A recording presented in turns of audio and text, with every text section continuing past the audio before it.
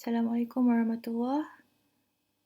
This video will discuss unlawful agreement. Section 2, subsection H of the Contract Act defines a contract as an agreement enforceable by law. So, what is unlawful agreement? Unlawful agreement is also known as illegal agreement, or in Malay we call it as perjanjian tidak sah.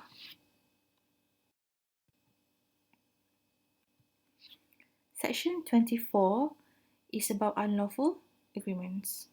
According to this section, an agreement is void if the consideration or object of an agreement is unlawful. The consideration or object is unlawful if it falls under either one of the subsection in section 24, i.e., if it falls under either subsection A, B, C, D, or E.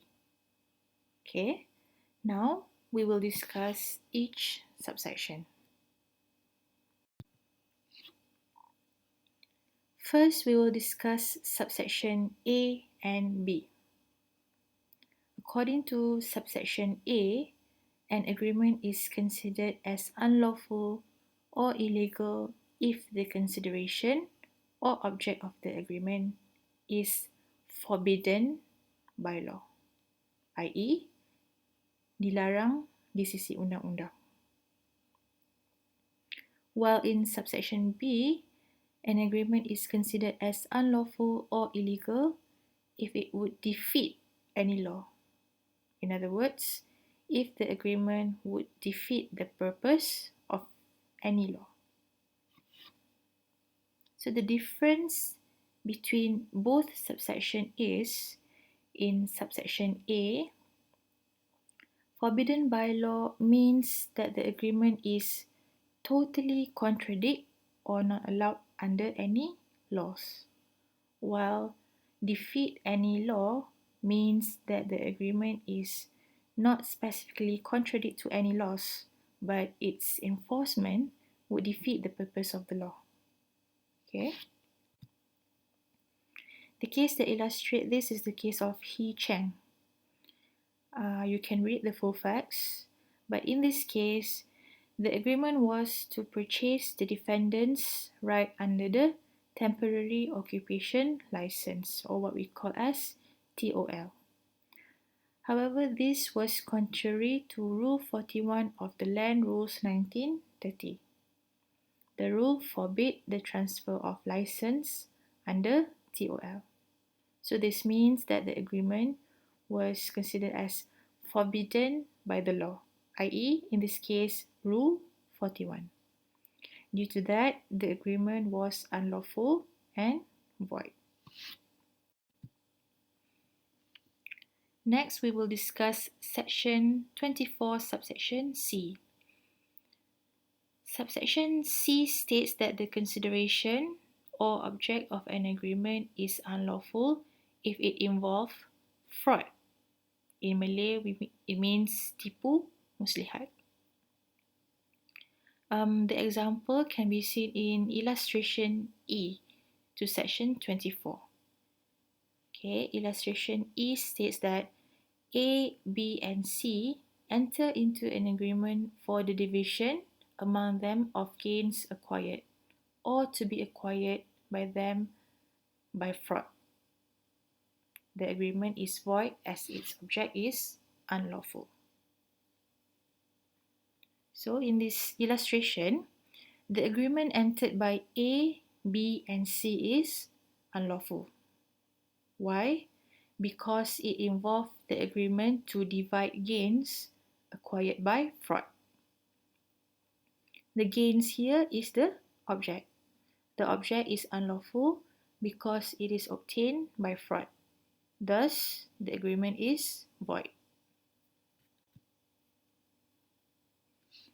Next, section 24, subsection D. The section states that the consideration or object of an agreement is unlawful if it involves or implies injury to the person or property of another. meaning the agreement is unlawful if it causes injury to another person or the property of another person. Example, please read the case of Syed Ahmad. Okay, in this case, the agreement was to sell a land belongs to a minor. However, the land was sold at a lower price. So this was detriment to the minor. In other words, it caused some sort of injury to the minor. Thus, the agreement was unlawful and void. Next one is subsection E of the Contract Act. It involved immoral and opposed to public policy.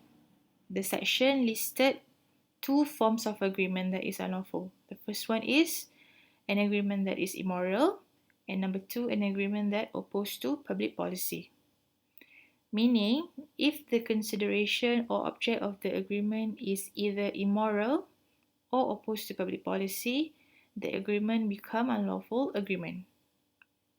Okay, let us look at the first one, an agreement that is immoral. For this, the example can be seen in illustration J and K of section 24. Illustration J states that A, who is B's advocate, promises to exercise his influence, exert with B in favor of C, and C promises to pay 1,000 ringgit to A. The agreement is void because it is immoral.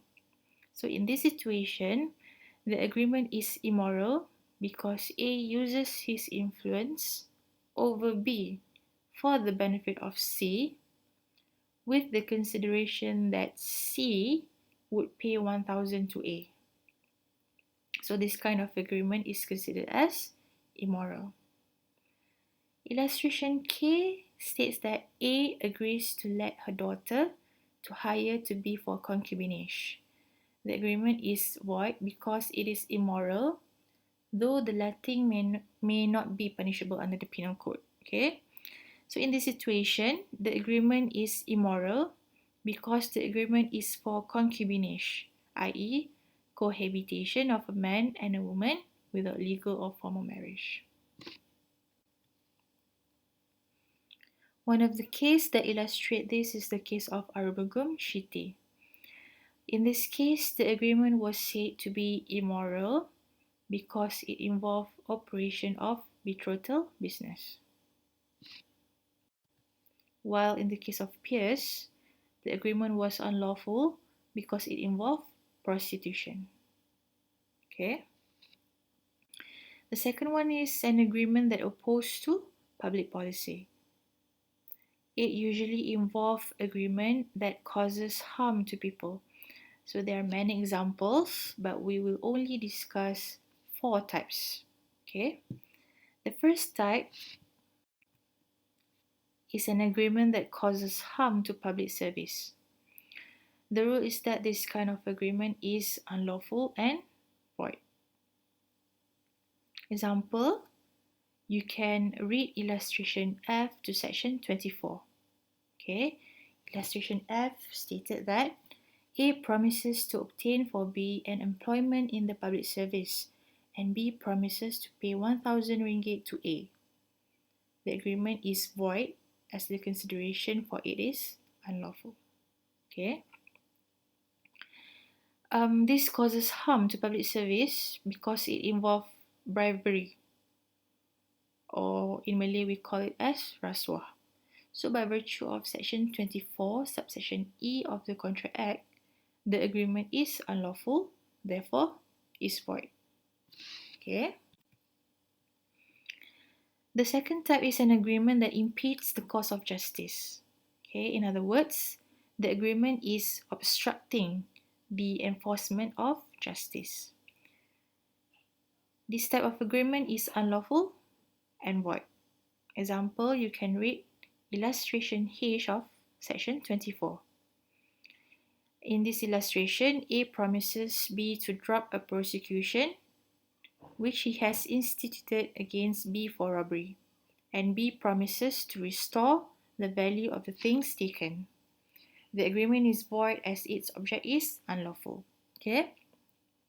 So in this illustration, the object is unlawful because it involved an agreement that A would drop the charge against B if B give back the stolen things to A. It means that A and B wants to impede the course of justice because in this case, A has already brought an action in the court against B. Okay. Similar principle was applied in the case of we can in. Okay. The third type is an agreement that is contrary to national interest. National interest is some sort of a vague term because the meaning is according to the context it is used. However, in this context, it means what is necessary to the country's security and well-being. This type of agreement is considered as unlawful and void. And the case that illustrates this is the case of Foster, where in this case, the agreement to smuggle whiskey into the United States for profit was considered as contrary to the national interest because it breached the US laws. Therefore, the agreement was unlawful and void.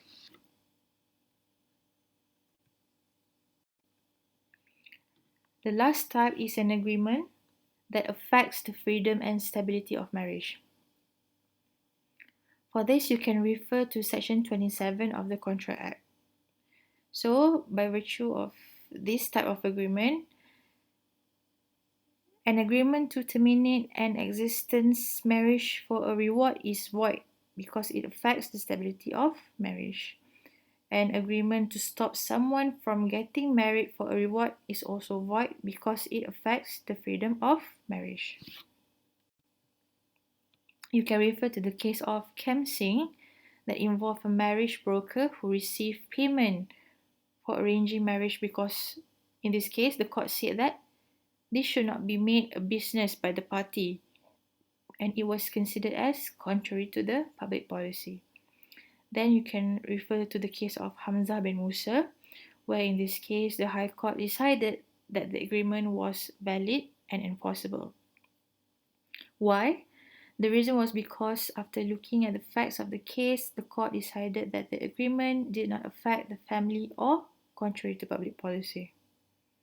Okay, so those are the discussion on Section 24. Now let us look at Section 28 of the Contract Act.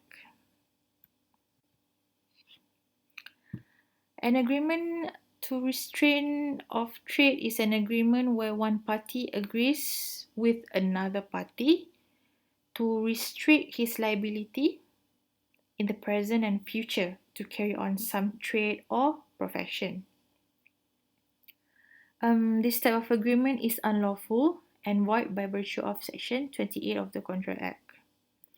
Restraint of trade might exist in few types of agreement, such as agreement between employer and employee in contract of employment. For example, let's say A is a singer, and then A enters into an agreement with B, who is an artist management company. The agreement, the period is for 2 years. And one of the terms of the agreement stated that A should not sign under any other artist management company after the end of the period of 2 years. So this is a kind of agreement to restrain the trade.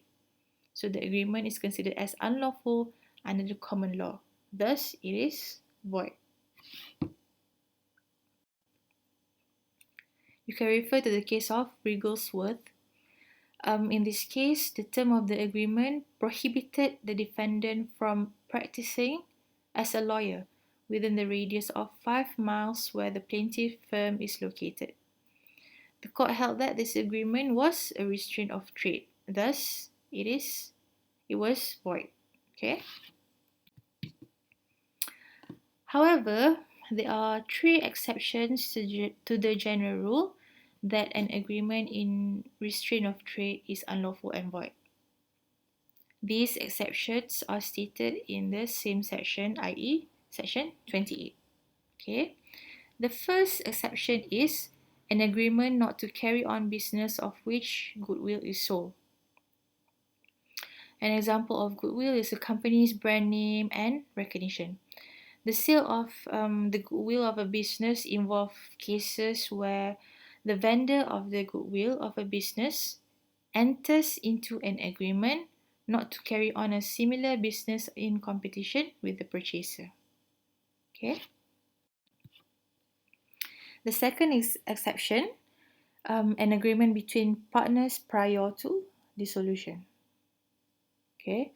This exception provides for partners in anticipation of the dissolution of the partnership to agree that some or all of them will not carry on a business similar to that of the partnership within such local limits as referred to in exception 1. Okay. Example. Let's say A, B, and C are partners in a company selling biscuits. Okay. Their partnership agreement contains a term stating that they will not carry on any similar business, i.e. selling of biscuits, at the time prior to the dissolution of their company. So this agreement is considered as valid as it falls under exception 2. The last exception is an agreement during continuance of partnership. This exception provides that partners may agree that some or all of them will not carry on any business other than that of the partnership during the continuance of the partnership. So this is to ensure that all partners focus or devote their time and skill to the business of the partnership only. For example, let's say, like the previous example, let's say A, B, and C are partners in a company selling biscuits. So their partnership agreement contains a term stating that they will not carry on any business other than that of the partnership, i.e. selling biscuits, during the continuance of the partnership. So this agreement is considered as valid as it falls under exception 3. So in conclusion, these 3 kinds of agreements are valid because it falls under the exception to the general rule. Okay? So we've discussed section 24, we've discussed section 28. Now we will look at section 29 of the Contract Act.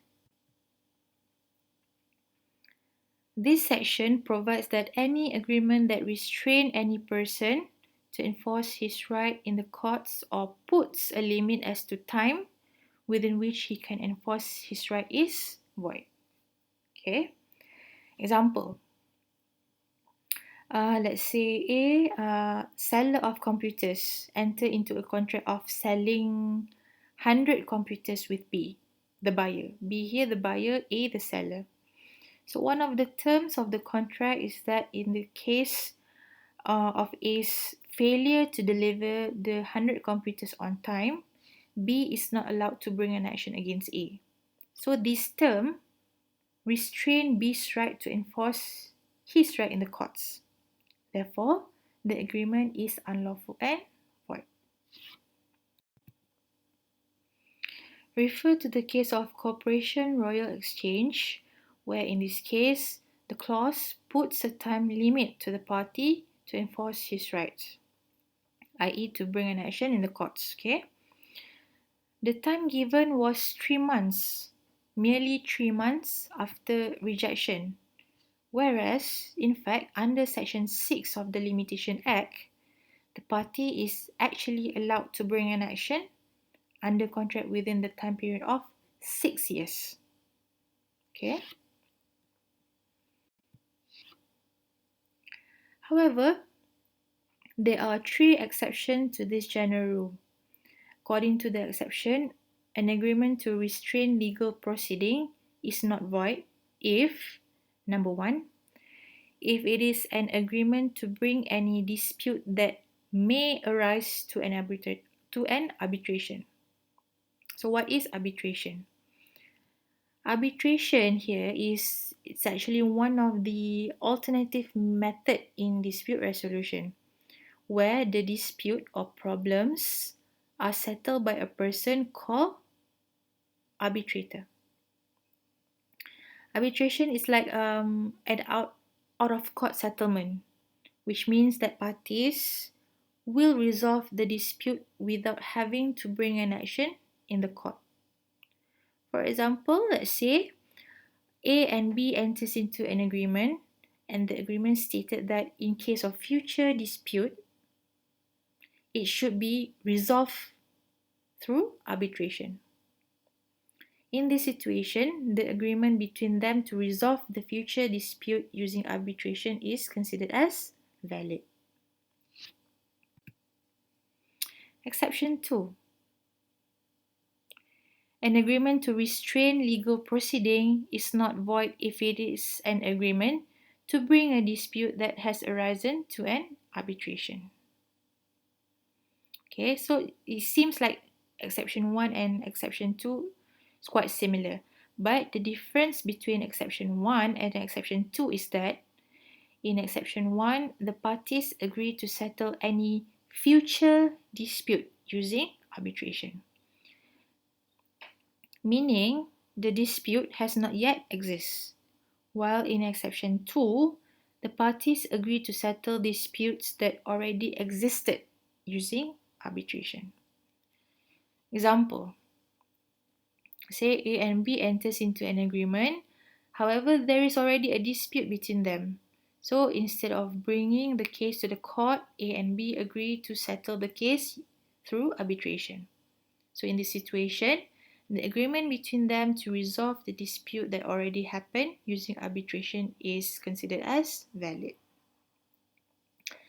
The last exception is an agreement to restrain legal proceeding is not void if it is an agreement involving scholarship in which the government has a discretionary power to decide. For example, let's say A got a government scholarship, and the term stated that the government has a power to terminate the agreement if A fails for 3 consecutive semesters. So the government here has discretionary power to terminate A's contract. So this agreement is not considered as an agreement that restrains the legal proceeding. The agreement falls under exception 3, so it is considered as valid. Okay, we've discussed section 24, section 28. Now we will discuss section 31. Section 31 provides that an agreement by way of wager or bet, or in Malay we call it as pertaruhan, is unlawful and void. This general rule is shown in the case of Siong Sam. So the case involved purchase of lottery ticket which the court held as unlawful. Okay. However, it is allowed if the gaming and wagering agreement is made in licensed premises, as stated in the case of the Espinal Curzon. You can read the facts of the case. But if you look at the current position, recent cases, you will see that the court rejected the rule in the Espiral. The court held that the agreement involving gaming and wagering is considered as still void even it is made in licensed premises. So this rule is stated in the case of the Ritz Hotel Casino Limited. Okay. We've discussed section 24, section 28 and section 31. Now let us look at effects of illegality, effects of the unlawful agreements. So the effect of the unlawful agreement is that it cannot be enforceable in the court. This is based on the Latin maxim, extirpicosa non oritur action. So, if A brought an action against B to the court, it might be possible that the court would reject the claim because the agreement is unlawful and void. The case that illustrates this effect is the case of Palaniapa Chetia. Okay, in this case, the claim failed because the agreement to transfer the plaintiff's land was forbidden by law and defeat the law. It was because the plaintiff transferred the land to the son to avoid certain regulation that prohibits a person from owning more than 100 acres of rubber land. Thus, in this case, the court rejected the plaintiff's claim against his son. Okay. So like what I've mentioned before, the effect of unlawful or illegal agreement is that it cannot be enforceable in courts. However, again, there are exceptions where the contract can be enforced.